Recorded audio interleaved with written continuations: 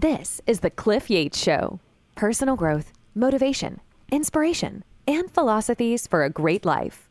Hey everybody, welcome to the Cliff Yates Show. You are in the right place, unleashing the power of NLP, Neuro Linguistic Programming. Part 1, what is it? Where did it come from? Who started it? Who are the founders? When did this happen? And part 2, how can we put it into our own lives to make some changes so that we are becoming greater and greater every day in every way? That's what we're going to talk about today, unleashing that power of NLP, Neuro Linguistic Programming. I've talked about it before, and it's been pretty popular, the other segments, the other episodes, and we're going to talk about it today. Who were the founders? There were two guys that were founders. They were Richard Bandler and John Grinder. Two guys that were going to college in Northern California. One was studying, I believe, computer science or therapy, and the other one was studying linguistics and the effect of language on our thoughts and actions. And they partnered up. They got together and they started studying some therapists, and they put their ideas together and they formed a partnership, and they named what they were trying to do, which was basically modeling excellence, how therapists were using strategies, hypnosis, certain ideas to help people fix their thinking in their lives. But they wanted to use this for people that didn't need fixing, but just wanted to become excellent in whatever they were going after. They wanted to be better communicators, not just with themselves, but with other people. And could someone model excellence, do the things that other people are doing, and get similar results? And that's really where NLP came from. It's modeling excellence. It's really learning how we process information, different modalities, right? Sight, sound, smell, taste, touch. Those 5 senses, we take in information, and some of us, although we use all of those modes in everyday communication, we prefer to learn in certain modalities. Some of us are more visual.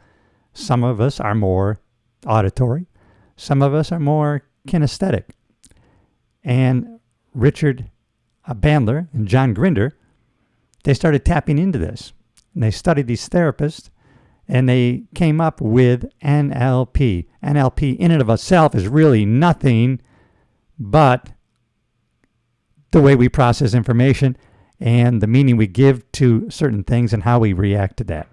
So let's look a little bit into the history of these two guys. By the way, this was in the 1970s that they got together and started studying these things, and they are still teaching NLP today. John Grinder teaches NLP to practitioners, or he has a certification program for people who want to do coaching with NLP. And Richard Bandler has written several books. He still talks about NLP and hypnosis, and he was recently on a segment of the Tony Robbins podcast. But these guys, they collaborated together, and what they did, they studied certain therapists. They studied therapists like Fritz Perls, who was into Gestalt therapy, Virginia Satir, family therapy, and Milton Erickson, who was into hypnotherapy. And they used all of these therapists to model their techniques. The birth of NLP. These guys are still teaching today. Bandler continues to teach workshops worldwide, and NLP is just evolving in all sorts of areas, in sales, business, personal growth, coaching. It's pretty amazing. NLP has really grown into a global phenomenon, specifically with, like as I said, coaching, business, and personal growth. And now let's go into some of the core presuppositions. What are presuppositions? They're beliefs that we take as true up front. So we presuppose that these things are true, and NLP does that. You know, when you think about communicating with NLP, it's about how people access memories. You can kind of study how someone looks up to the left or looks up to the right. There's indications when they do either or. One side is remembering something that actually happened, and looking to the other side is creating something, making something up. So detectives and law enforcement can use this when they're interrogating, when they're interviewing people, to see how these people are, accessing information, whether it's really a true memory that they're saying, well, I remember, what happened was this, or whether they're making it up. It can be an indication. When they have a cluster of those things, it can really indicate whether someone is being truthful. But really the key in communicating, not just with ourselves, but with other people, is recognizing in conversation what people prefer as their dominant modality of communication. You can tell by what they say, certain words that they use. If they're constantly saying, well, the way I see it, I picture the house being, I can just see, I have a vision. With all of those words, they all deal with vision. So those people predominantly like to communicate and learn in visual mode, where someone else might be saying, it sounds like to me, if I can hear what you're saying, those words indicated that they're really into an auditory dominant mode of communicating and learning. Another one might be, this is how I feel about this whole situation. They're more kinesthetic, feeling, maybe touching, maybe. So it's good to pay attention to how people are talking and communicating with you. You'll hear or read and see all sorts of things on the internet that NLP is manipulative, that it's bad. You could use anything in a bad way, but really it is a way of helping you communicate. It's so, what happens is you can actually model what somebody is doing when they communicate with you. You can actually model and match their body language, and people for some reason will have rapport with you. They'll feel rapport with you, and all you're really doing is matching body movements with them, and maybe matching tone and the speed of their speech. And you can see how that might mismatch. I speak very quickly. Sometimes I can speak too quickly. I can just get way ahead of my own thoughts. And now if I'm talking to somebody who's really analytic and they have a slow, deliberate method of speech, our conversation could have a lot of friction with it. Now, you wouldn't want to make adjustments that seems really out of the ordinary for the way you communicate, but I have to consciously tell myself so that I can still feel authentic to who I am and I can still talk that for me is normal. I still can take a moment to click back a little bit my speed of delivery. I can articulate my words a little bit better. Maybe, click down the speed just a little bit. And if I was talking with someone who was a little more analytic, a little more deliberate in their speech, then the friction of our conversation wouldn't be so bad. And if you can match and model someone's communication style along with body language, matching, modeling the person you're sitting and talking with, if they're sitting and they're crossing their legs and they put their head on their hands, if you do a similar thing, you can sometimes lead them to make a movement. You start matching them, then you go to take a drink, all of a sudden they'll go take a drink. It's kind of crazy, but it's a way to develop rapport. It's being aware of what's going on. You don't want to fake it. When you're in sales or you're meeting somebody in their office, you don't want to fake it and say, "Oh, I see the picture with the fish there. I fish." And if you don't fish, that's fake. That's not real. But where you should look for something in the room that you do have common ground on. Wait, I see a picture of you on a horse. Do you horseback ride? And if you're a horseback rider, now all of a sudden you have some common ground outside of why you're there for the meeting. And so you should use that in conversation to develop rapport with someone else. And if you can act interested, right, before you try to be interesting, act interested in the other person, you may not even have said too much. And that other person is going to say, I don't know why, but I really like him. I really like her. Even though that other person really hasn't said too much, except they've listened, they've acted interested in what you've had to say. But let's go into some of the presuppositions of NLP. One of the presuppositions is the map is not the territory.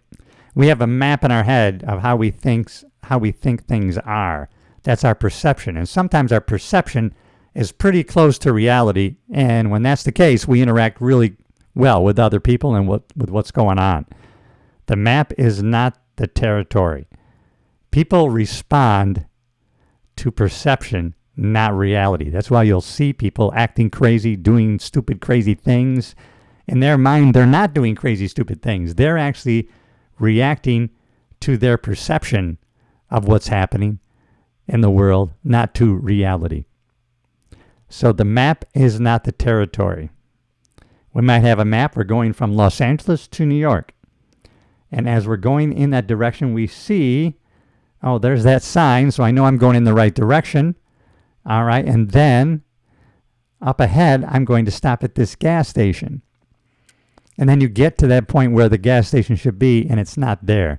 That gas station was demolished 2 years ago. The map is not the territory. Hopefully, it's pretty similar in our head to what the reality of the world is, but it is not the actual territory, reality. The map is not the territory. It's an interesting concept, and it's so true. People respond to perception, not reality. Another example is that people can see the same event, and then if you talk to them, there'll be big differences in how they perceive what happened. We used to see this in police work all the time. An example would be going to a car crash, and there would be witnesses there. Sometimes they were in pretty much the same spot when they saw everything happen. And you would take them aside and you would talk to them. What did you see here? What happened? And they would describe it to you. Then you would talk to the other person. Sometimes it was totally not matching what this other person just told you. They saw the same event, and then when they recount what they saw, heard, experienced, it's totally different. And you find that a lot with eyewitnesses to crimes, and people's perception is their reality as to what happened. It's not necessarily what actually happened. The map is not the territory. That's how those perspectives can be seen, experienced by different people, because they're filtering it through their own experience, their past experience, and their way of thinking. Another presupposition is, and Tony Robbins talks about this quite frequently, the past does not equal the future. What's happened to us in our past history, it's not going to dictate the destiny of what's to come in our future. It doesn't have to be, at least. We can actually change how we think, how we act, and thus change our results. The past does not equal the future. You could come up with a million examples for this. Someone in the past who was so fearful of public speaking they couldn't even stand up in front of people, and yet they can go on to become a great speaker. They can get some training, some experience, some coaching. They can change the way they think, the way they act. They can become a great speaker when last year they sucked at speaking. And now they are commanding crowds and large audiences. It can happen. They can change how they think, how they act, and their results. The past does not equal the future. You can have an idea that you're going after. Have you achieved that goal? Not yet. It's not a failure. It's never over. Keep going. Persevere. Another presupposition of NLP is chunking. The idea of chunking down. All things are possible if you break them down into smaller pieces. Chunking. Breaking big goals or problems into manageable steps. If you can do that, almost anything is achievable. You can just blast away those limiting beliefs. Anything is possible. Now, It's good to have an anything is possible, unlimited attitude, like I do, a mindset, but it also should be really achievable. I mean, most probably, I'm never going to be a center in the NBA. Every center that ever has been over 7 foot tall. I am not 7 foot tall. I am 67 years old. I'm not going to be a center in the NBA. Not that going after that goal wouldn't afford me many, maybe fulfilling benefits, but I'm probably not going to achieve the initial goal of being a center in the NBA. Probably. I'm not going to be a center in the NBA. Pick goals, big, audacious, but possible, within the realm of possibility. At the same time, let's not limit ourselves. Let's let reality limit us. But you can think of a lot of examples for breaking down, chunking things down. Writing a book is a good example. If you think about a book, it can be, oh my God, you never want to start. But if you can think, you know what, today I can write a page. And tomorrow I can write a page. You do that for 30 days. I got 30 pages in. All I did was write a page a day. At the end of a year, I got 365 pages. I got a full novel in a year, and all I did was write 1 page a day because I chunked it down into achievable small steps. Just one example. But you can apply this to all aspects of your life. Chunk things down. How do you eat an elephant? 1 bite at a time. Think of that first bite. You can do the bite. But if you think of eating the elephant, that seems impossible. The takeaway from NLP is it teaches us that no goal is too big if we approach it systematically, chunk it down. Now, these presuppositions from the mindset of NLP, they encourage flexibility, curiosity, and proactive change. Now, a lot in NLP is about proving self-communication, how you talk to yourself, how NLP will help you reframe internal dialogue that you have with yourself. The words that you're saying to yourself, you can reframe into more positive direction. I'm terrible at this. You can reframe that to more empowering talk, right? I'm learning. I'm improving. This is not failure. It's just feedback. I'm getting better. I'm getting better at this. Today, not so good, but I am improving. I'm learning how to do it better. Changing self-talk. Really, NLP also embodies what I talked about with psycho-cybernetics from Maxwell Maltz. Psycho-cybernetics, when he talked about the theater of the mind and how he talks about creating a theater, going into the theater of your mind and making a big movie with you as the star so that you can see yourself acting in a certain way, achieving certain goals.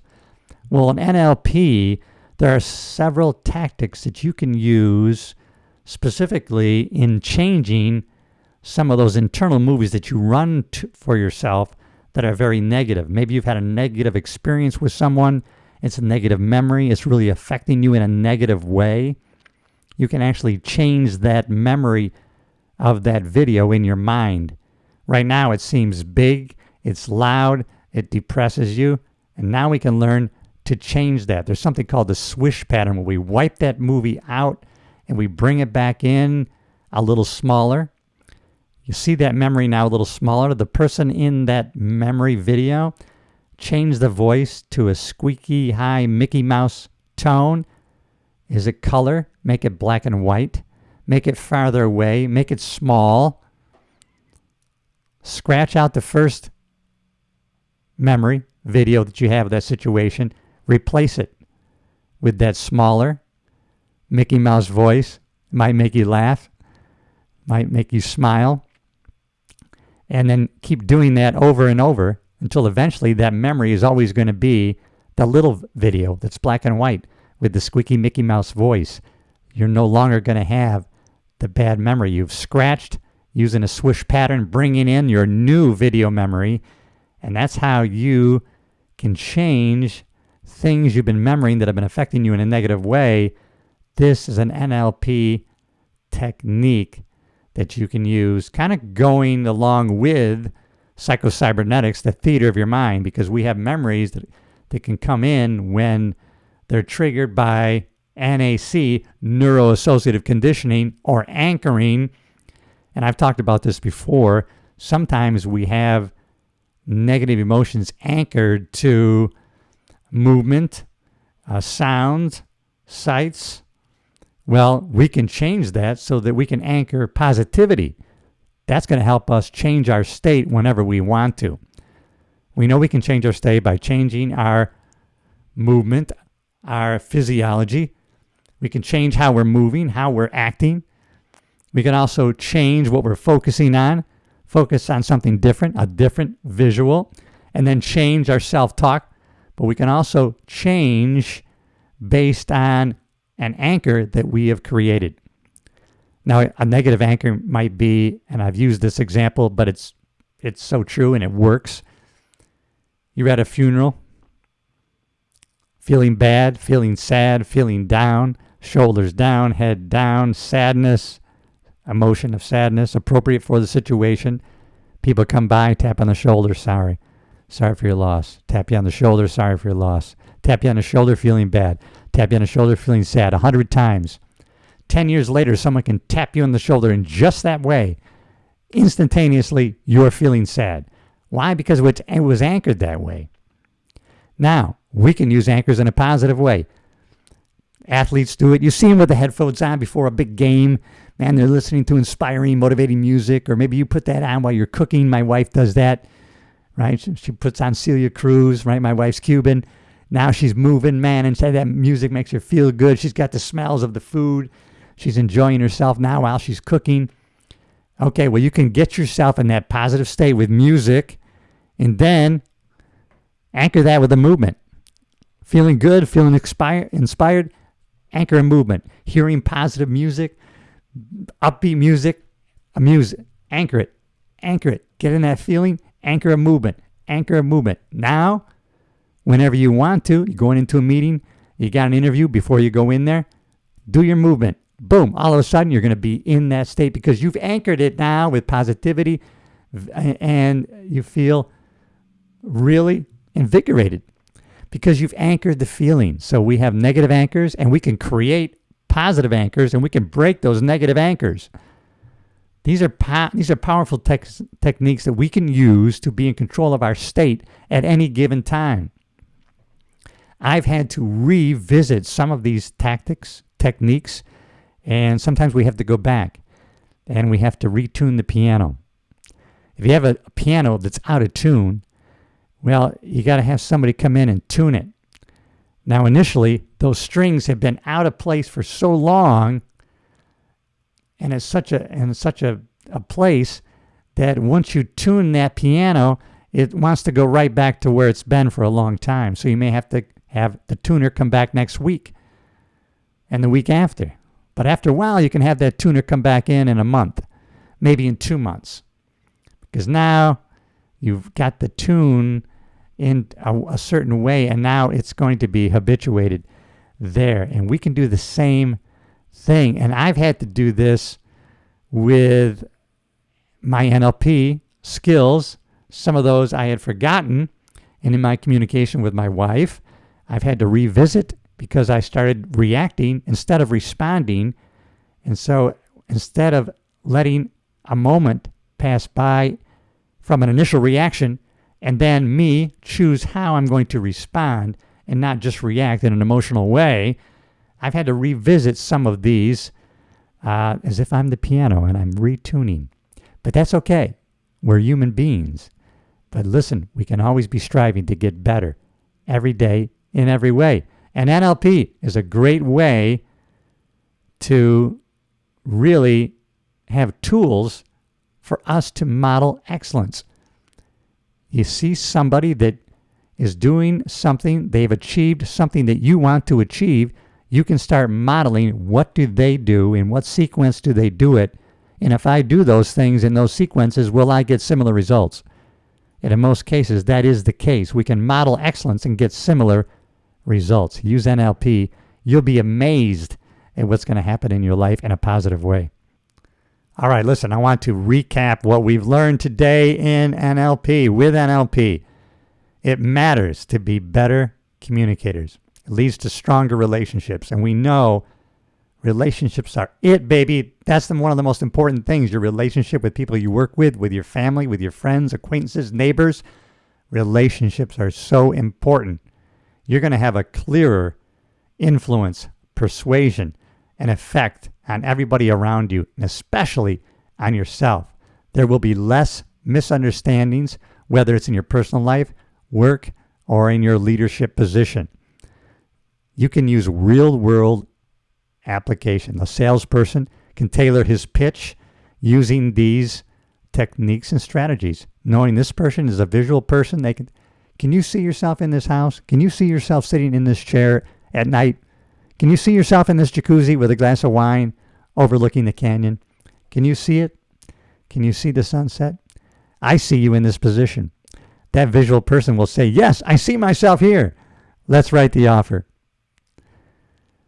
Richard Bandler, John Grinder, these guys founded the system of communication called NLP, which is really just harnessing the way we process information, sight, sound, smell, taste, touch, discovering how we prefer to learn and communicate, matching that with what other people, what their dominant modalities are, and use that in our communication for positive relationship building. NLP can be a powerful tool in your life. So thanks for joining me today on the podcast. If you haven't already, subscribe to the channel on YouTube. And if you're following or listening on one of the podcast platforms like iTunes, please leave a review, 5-star. I appreciate it. Leave a comment. You know I love you. I will see you in the next episode.